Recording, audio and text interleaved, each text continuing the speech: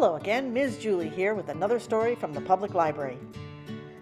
Donna O'Neeshuck was chased by some cows by Bill Grossman, illustrated by Sue Truesdell, published by Harper Row. Donna O'Neeshuck was chased by some cows and also by mooses and gooses and sows. It happened one day when Donna at play patted a cow on the head. The cow got her friends and they started to chase poor Donna O'Neeshuck all over the place. They chased her through farms, through pastures and barns, around and around and around. She ran down the street past a uniformed cop and he blew on his whistle and made them all stop. "Thank you," she said, and she patted his head. And the cops started chasing her too. They chased her up roads full of buses and trucks, and they chased her down rivers all covered with ducks, and they chased her on bridges and ledges and ridges, around and around and around. The voice of a cat in a treetop above her said, "Quickly, young lady, come here and take cover. Climb up here with me." So she climbed up the tree and thanked him and patted his head. But the cat chased her too, so she quickly climbed down, and the others joined in when she got to the ground. She barely was racing ahead of their chasing when a boy pedaled by on a bike.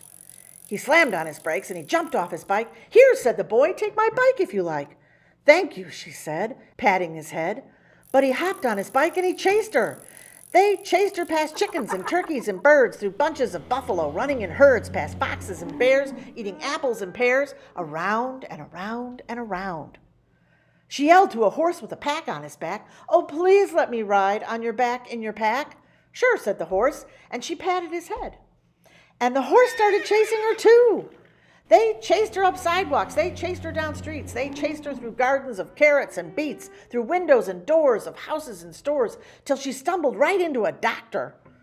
The cows and the moose crashed into the doctor, who bumped into Donna O'Neeshuck and knocked her right through a wall, and the rest of them all went charging along close behind her. They chased her up mountains, they chased her down valleys, they chased her up highways, they chased her down alleys.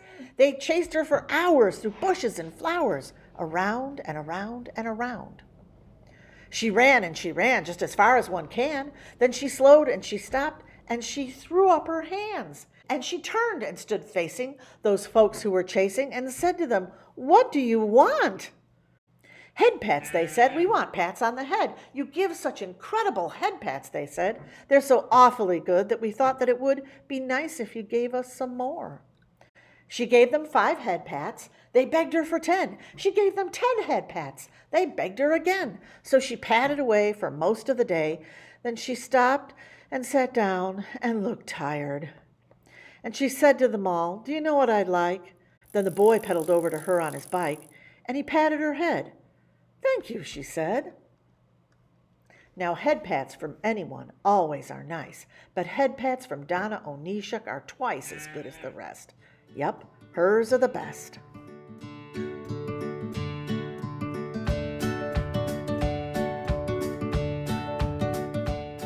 Thanks for joining us, and I hope you come back for more crafts and stories from the public library.